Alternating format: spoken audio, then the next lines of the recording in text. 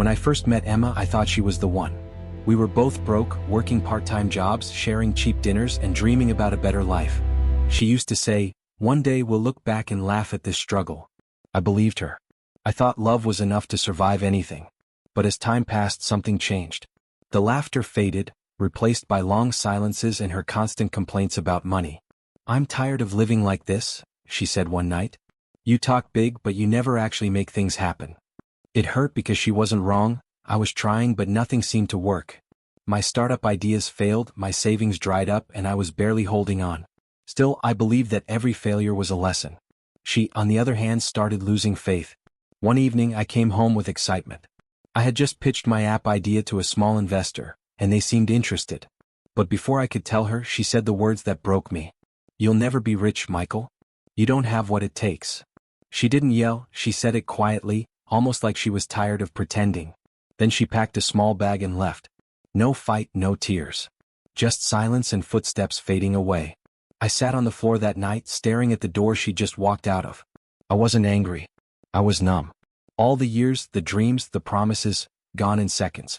But as I sat there, something inside me clicked. If love couldn't keep her, maybe success could bring me peace. I made myself a promise that night. I would become everything she said I couldn't. Not to get her back, but to prove that she was wrong. That was the night I stopped chasing people and started chasing purpose. The first few weeks after she left were the hardest. The silence in my apartment was suffocating. Every corner still smelled like her perfume. Every mug in the kitchen reminded me of the mornings we shared. I tried to distract myself by working, but the pain crept into everything I did. Sleep became rare, food tasteless, and time slow. But something shifted inside me. The anger that I refused to show that night began to turn into fuel. I started reading about successful people who had lost everything before making it big. Men who had been laughed at, rejected, and told they'd never amount to anything. I saw pieces of myself in their stories. One day, I walked into a small co-working space downtown with nothing but an old laptop, a notebook full of ideas, and a quiet fire inside me. My app idea had failed before, but I knew where I went wrong. I focused on impressing investors, not solving problems. This time, I decided to build something that mattered. I spent days coding, nights studying, and weekends delivering food just to pay rent. People at the co-working space used to joke that I lived there, and maybe I did. I had no social life, no distractions, just a dream that refused to die. Slowly, the app began to take shape. It was a simple concept. A platform that connected small freelancers with startups needing quick jobs done. I called it Quick Link. The idea wasn't revolutionary, but it solved a real problem. The first few users trickled in. Then dozens. Then hundreds. I remember the day I earned my first $100 through it. It felt like $1 million. For the first time in years, I felt alive again. But success didn't come overnight. There were bugs, failed updates, angry users, and nights when I doubted myself all over again. Yet this time I refused to quit. Every no I heard only echoed her words, "You'll never be rich." And every time I heard that voice in my head, I worked harder. Because deep down, I knew, one day those words would come back to haunt her. Months turned into a year and life started changing, slowly but surely. My app, QuickLink, grew from a side project into a real business. Freelancers began recommending it to one another, and small companies started relying on it for quick, affordable work. I hired my first employee, an intern who believed in the idea as much as I did. We worked out of that same cramped co-working space, drinking bad coffee and dreaming of something bigger. Money started trickling in. It wasn't much, but it was enough to pay the bills without delivery shifts. For the first time, I wasn't just surviving, I was building. Every notification from a new user felt like a small victory, a quiet reminder that I was on the right path. But with every milestone, I couldn't help thinking of Emma. Not out of love anymore, but because her words had built a wall in my mind. "You'll never be rich." It became the echo that pushed me through sleepless nights. I wanted to silence it. Completely. By the end of the second year, we had investors interested. A small firm wanted to buy a 30% share in QuickLink. I remember sitting across from them in that meeting room, pretending to be calm while my heart raced. When they offered me my first major investment deal, I didn't celebrate. I just smiled quietly. It wasn't the end, it was the beginning. With that funding, I hired more developers, rented a small office, and launched a marketing campaign. The app exploded. Within months, we had thousands of users. I was running on coffee, adrenaline, and a stubborn fire that refused to die. Then one morning, as I scrolled through emails, something caught my eye. A client registration from a company I recognized. It was Hendrix Media, one of the largest creative agencies in the city. I froze for a second. That was the company Emma used to dream about working for. A strange thought crossed my mind. Was she still there? I couldn't get the thought out of my head. What if she's still there? It had been 3 years since that night, since her words had cut through me like a knife. I didn't even know if she remembered me or if she had moved on with someone else. But when I saw the company name on that email, something inside me stirred. Not anger, not pain, but a deep, quiet curiosity. I clicked the email again and read the sender's name carefully. Emma.h@hendrixmedia.com. My stomach tightened. It was her. For a moment I didn't move. I just stared at the screen. 3 years of silence, of rebuilding, of convincing myself I didn't care, and suddenly there she was right in front of me without even knowing it. The message was short and professional. She was contacting us for a collaboration proposal between Hendrix Media and Quicklink. She signed it, "Best regards, Emma Harper." No emotion, no memory. Just business. I leaned back in my chair, heart pounding. Life has a strange sense of timing. 3 years ago, I couldn't afford to buy her dinner. Now, her company wanted to partner with mine. I didn't reply immediately. Instead, I read that email a dozen times, wondering if she had any idea who she was writing to. Maybe she didn't. Maybe I was just another name on her long list of corporate contacts. But that was fine. Because I already knew, I wasn't going to reply as, "Michael, the guy you left." I was going to reply as, "Michael, the founder and CEO of Quicklink." I drafted my reply carefully, polite, professional, but firm. "Dear Ms. Harper, thank you for reaching out. We'd be happy to discuss a potential collaboration. Let's schedule a meeting next week at our office." I paused before hitting send, my finger hovering over the mouse. Then I smiled slightly, not out of bitterness but satisfaction. The universe doesn't forget. Sometimes it just takes its time to deliver. And next week, it was finally going to deliver mine. The morning of the meeting felt different. I had attended hundreds of meetings before, but this one carried a quiet electricity in the air, the kind that made your heart thump without a reason. I arrived early, straightened my tie, and made sure everything in the office looked perfect. It wasn't about showing off, it was about control. About rewriting a story that once ended with me broken. My assistant came in to let me know the Hendrix Media team had arrived. I took a slow breath before walking out to the conference room. As I stepped in, time seemed to slow down. She was there. Emma looked almost exactly the same, maybe even more polished. Her hair was tied neatly, her confidence written all over her face. She was talking to her colleague, unaware I had entered. I stood quietly for a second watching her, not with hate, not even with nostalgia, just a strange, distant calm. When she finally turned and saw me, I watched her expression freeze. Her words stopped mid-sentence. I smiled politely and extended my hand. "Emma, it's been a while." She blinked, struggling to find her voice. "Michael." "In the flesh," I said, still smiling. "Please have a seat." The rest of the team looked confused, sensing something beneath the surface but not daring to ask. We all sat down, and I led the meeting as if nothing unusual was happening. I spoke with ease, explaining our platform, our numbers, our growth, everything she once believed I'd never achieve.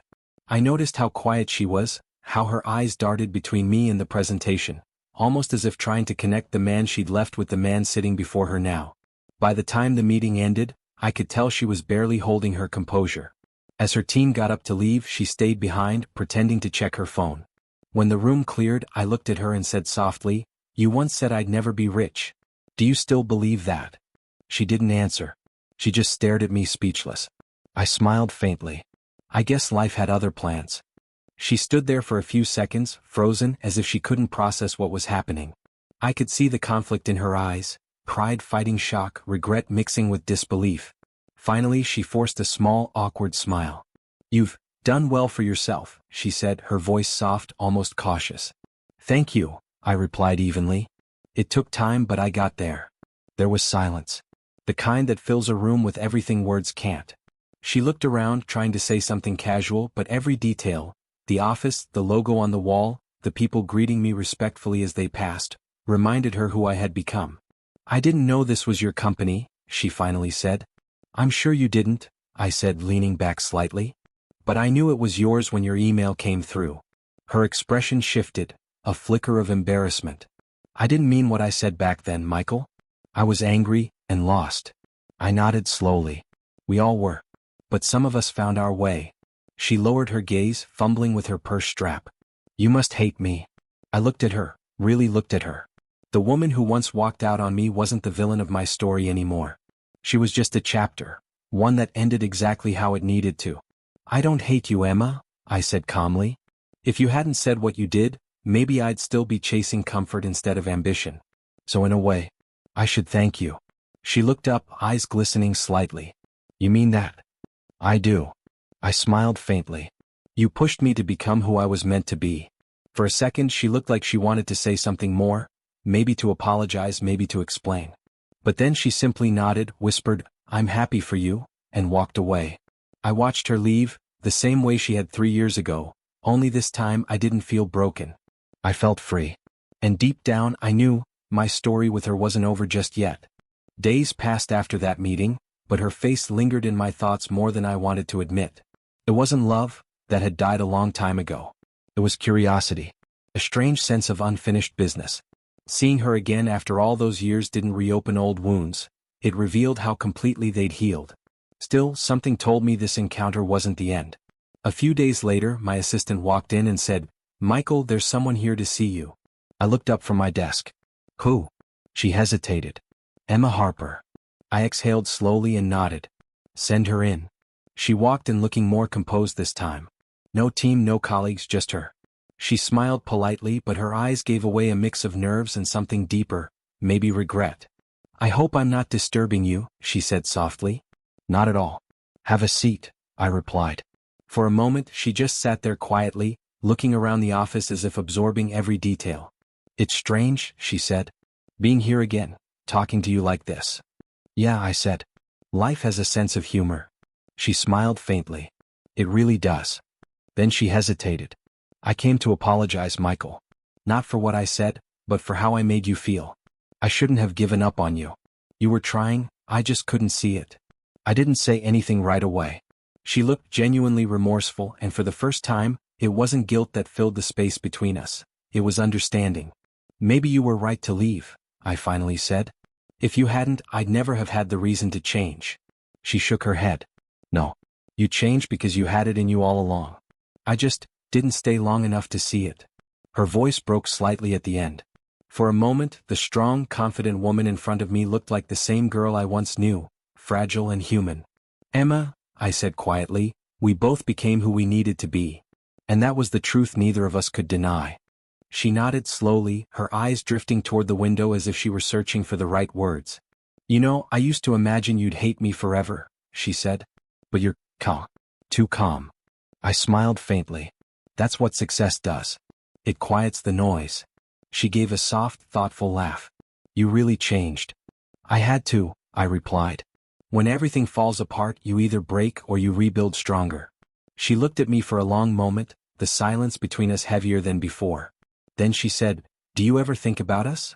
About what we could have been? The question caught me off guard. I wasn't expecting her to go there. I leaned back slightly, studying her expression. It wasn't manipulative or nostalgic, just honest. Sometimes, I admitted. Not because I miss it, but because I've learned from it. You were part of my story, Emma, the painful chapter that taught me to write better ones. Her lips curved into a sad smile. You always had a way with words. And you always underestimated them, I said gently. She laughed quietly, shaking her head. Touché. Then her tone softened again. You know, I'm happy you made it, Michael. Really. You deserve it. Thank you, I said sincerely. That means more than you think. She stood up slowly, smoothing her jacket. Anyway, I should go. I have another meeting across town. I nodded, rising with her. Of course. But before she turned to leave, she hesitated. Michael, she said softly, if life had gone differently, do you think we could have worked out? I paused, the question hanging in the air. I thought about everything, the late nights, the broken promises, the hurt, the hunger to prove something. No, I said finally. Because back then I was trying to build a future with someone who didn't believe in me. And now, I've built one with someone who does. Her brows furrowed slightly. Someone. I smiled politely. You'll meet her someday. Her face went still, and for a second I saw the flicker of something in her eyes, realization, maybe even jealousy. Then she nodded quietly, whispered, Goodbye, Michael, and walked away. After she left, I stood by the window for a long time watching the city move below. People rushing, cars honking, lights flickering, everyone chasing something just like I once did. Except now I wasn't chasing anymore. I had arrived. But even as I told myself that, a part of me couldn't shake what I'd seen in her eyes before she walked out, that faint trace of regret. Not just for what she'd said years ago, but for realizing she'd left too soon. I wasn't angry, not even proud. I just felt closure. The kind that doesn't come from revenge or apologies, the kind that comes when you see life complete the circle on its own. That night as I locked the office, my phone buzzed. It was a message from an unknown number. "I'm sorry if I crossed any lines today. It was just strange seeing you after so long. I'm really proud of you. Emma." I read it twice, then typed a simple reply. "Thank you, Emma. Take care." No bitterness. No unfinished business. Just an ending, quiet and clean. But life wasn't done surprising me yet. A few weeks later, my assistant walked in looking a little hesitant. "Michael, there's something you should see," she said, handing me her tablet. It was a news article. "Hendrix Media faces acquisition talks after financial losses." I read it again to be sure. The same company that had once laughed at me, the same place Emma had gone to build her future, was now on the verge of being sold. And the buyer's proposal, waiting for final approval, was mine. My company had grown fast, faster than anyone expected. QuickLink was now expanding into creative management, and Hendrix Media was one of our targets. I leaned back in my chair, staring at the headline. My heart didn't race. There was no excitement, no shock. Just one quiet thought. So this is how karma works. Not loud, not cruel, just poetic. And for the first time in years, I whispered to myself, "It's time." The following week, I sat in a boardroom much larger than the one I started in years ago. Polished wood, panoramic glass windows, and a dozen people in suits waiting for me to speak. On the agenda, Hendrix Media acquisition. As the presentation began, my legal team discussed valuations, terms, and strategies. I barely spoke, my eyes fixed on the company name glowing on the projector screen. Hendrix Media. A name that once represented a world far above mine. Now, it was just another opportunity. When the meeting ended, my CFO turned to me. "They've accepted the preliminary offer, Michael. We'll finalize the transition within the next month." I nodded slowly. "Schedule a follow-up meeting with their management next week. I'll attend personally." He smiled. "Of course." That night, I couldn't help thinking about Emma again. It wasn't revenge anymore, it was irony. The same company she once saw as her escape from my failures was now about to be signed under my name. The next week came quickly. I arrived at Hendrix Media's headquarters, the same glass building she used to dream of working in. As I stepped into the conference room, I could feel the tension in the air. The executives were polite but uneasy. And then the door opened. Emma walked in. Our eyes met. She froze mid-step, her mouth slightly open as if she couldn't breathe for a second. "You're the buyer?" she asked softly. I gave a calm, professional smile. "That's right. QuickLink is expanding. We see potential here." Her colleagues exchanged awkward glances, pretending to focus on their laptops. I could feel her heartbeat from across the room, not because of me but because of what life had just done. Throughout the meeting she barely spoke. I did all the talking, guiding the discussion like I'd done it 1,000 times. I wasn't cruel, I wasn't smug, I was just in control. When the meeting ended, I shook hands with the executives and said, "We'll make this transition smooth. You've all built something valuable." Then as everyone filed out, she stayed behind, again. "Michael," she said quietly, "is this your revenge?" I looked at her for a long moment and said, "No, Emma. This is just business." She stood there, her eyes glistening, searching for something in my expression. Anger, satisfaction, maybe even forgiveness. But all she found was calm. The kind of calm that comes when you've already made peace with the past. "Just business," she repeated softly, almost to herself. "You really changed." "I had to," I said quietly. "You told me I'd never be rich. I guess I had to prove you wrong, not to you but to myself." She gave a small shaky laugh. "I remember saying that. I was cruel." "No," I said, shaking my head slightly. "You were honest. Maybe harsh but honest. You showed me what I needed to see." She looked away, her voice barely above a whisper. "I didn't know I'd regret it someday." For the first time I felt a flicker of sympathy, not for what she did but for the weight she'd carried since. Regret is its own kind of punishment. "I don't want you to regret anything," I said. "We both did what we thought was right back then. It just led us here." Her eyes met mine again. So what happens now? I smiled faintly. Now, you'll probably still see me around. Just not as the man you once knew. She hesitated. Do you still think about us? I took a breath. I think about who we were. But that's not who we are anymore. She nodded, tears threatening to break. I always knew you'd do something great. I just didn't expect to be standing on the other side of it. For a moment, neither of us spoke. The sound of the city below filled the silence. Car horns, wind, and the faint hum of a life still moving forward. I finally said, Emma, I don't hate you. I never did. You were just the reason I became me. She looked at me, her expression soft but sad. Then I guess I should say you're welcome. I smiled lightly. You should. As she turned to leave, I knew this was the real ending. Not revenge. Not regret. Just closure. And as the door closed behind her, I whispered, Goodbye, Emma. But deep down, I knew the past had finally let me go too. A few weeks later, the acquisition was finalized. Hendrix Media officially became part of Quicklink. I signed the final documents in my office, surrounded by my legal and finance teams. The moment should have felt monumental, the kind of moment you dream about when you're at your lowest. But instead it felt quiet, peaceful. No victory rush. No thrill of revenge. Just closure, clean and complete. After everyone left, I stayed in the office alone, watching the city lights from my window. It hit me how strange life is, how it circles back, how it tests you, how it humbles you right when you think you're done learning. I thought about that night years ago when I sat on the floor after she left. I remembered the sound of the door closing, the silence that followed, and the version of me who thought it was the end of everything. If only he knew, it was the beginning. A knock on the door pulled me from my thoughts. My assistant peeked in. Michael, someone's here to see you. Who? I asked. She didn't give a name. Said you'd know her. Before I could reply, Emma stepped in. She looked different, calm, reflective. Not the same confident woman who once walked out on me. Not the nervous one who had faced me during the acquisition. This time she looked human. I'm not here to talk about the company, she said quickly. I just wanted to say thank you for how you handled everything. You could have embarrassed me or made things hard, but you didn't. I smiled faintly. I told you, Emma. It wasn't about revenge. She nodded. I know. And that's what makes it harder to walk away. We stood there in silence for a moment.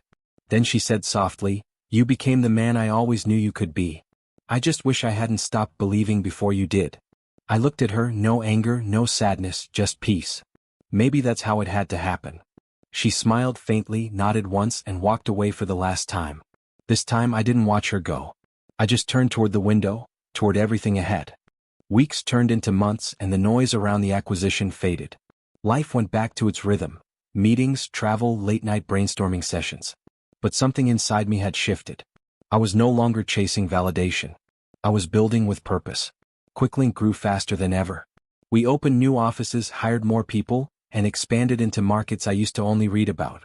My name started appearing in magazines and podcasts. The founder who built success out of rejection. Every time I saw it, I smiled, not because I wanted the world to notice me, but because I knew how hard it had been to get here. One evening, after a long day, I found myself driving through the old neighborhood where Emma and I used to live. The streets hadn't changed much. Same little cafes, same cracked sidewalks, same cheap apartments. For a moment, it felt like time hadn't moved at all.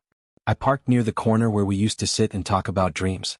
I remembered her voice, the excitement in her tone when we talked about the future, before life got complicated, before disappointment took over.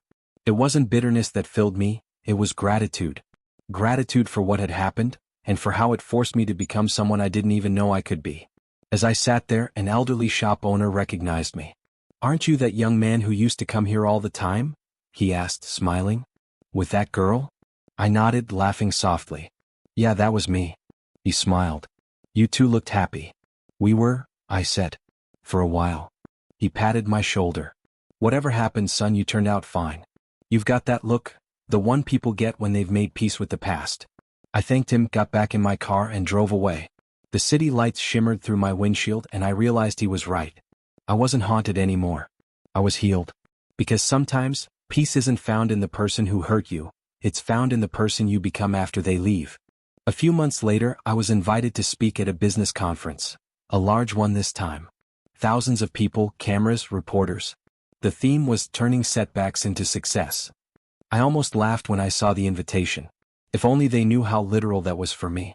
Standing backstage, I thought about how far I'd come from the boy who once coded on a borrowed laptop in a shared office, trying to prove he was worth something. Now, I was about to share that journey with the world. When my name was announced, the applause hit like a wave. I walked up to the stage, adjusted the mic, and looked at the crowd. And for a moment, I didn't see strangers. I saw every failure, every long night, every no that brought me here. I started simply. 3 years ago, someone I loved told me I'd never be rich. At the time, I believed her. Because I was broke, lost, and barely hanging on. But life has a funny way of turning pain into power, if you let it. The room went silent. I continued sharing my story, not as revenge but as a lesson. How sometimes the words that break you are the same ones that build you. How failure isn't the opposite of success, it's the road to it. By the time I finished, people were on their feet. Cameras flashed, hands clapped, and in that moment I didn't think of money or fame. I thought of peace.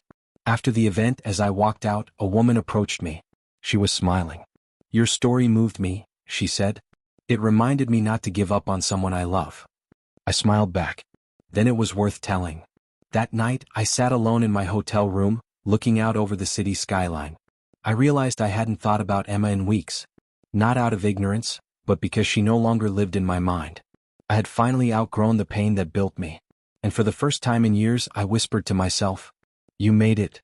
The night after the conference, I couldn't sleep. Not because of excitement or nerves, but because my mind was finally quiet.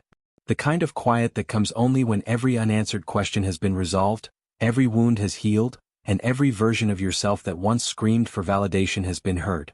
I walked out to the balcony, the city glowing beneath me like a sea of stars. The air was cold, but it felt good, sharp, alive, real.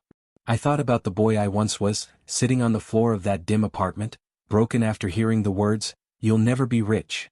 He didn't know it then, but those words weren't a curse. They were the beginning of everything. Sometimes it takes losing everything, love, pride, comfort, to finally meet the person you were meant to become. I pulled out my phone and scrolled through old photos. One of them caught my eye, a picture of Emma and me taken years ago at a cafe, laughing over coffee we could barely afford. I stared at it for a moment, then smiled. Not with pain. With gratitude. Because without her doubt, I might never have found my drive. Without her leaving, I might never have learned to stand on my own. I closed the photo, locked my phone, and whispered, "Thank you. Not for the love. Not for the hurt. But for the lesson." As dawn started to break, I poured myself a cup of coffee and sat down by the window. The sun rose over the skyline, painting everything gold, like the world itself was starting over. That's when it hit me, success wasn't about proving anyone wrong. It was about becoming someone right for yourself. I had everything I once dreamed of. The company, the respect, the peace. But the real victory wasn't in wealth or power. It was in knowing I'd risen, not for her, not for the world, but for me. And as the first light touched my face, I smiled. Because the truth was simple, she was wrong. But without her, I might never have been right.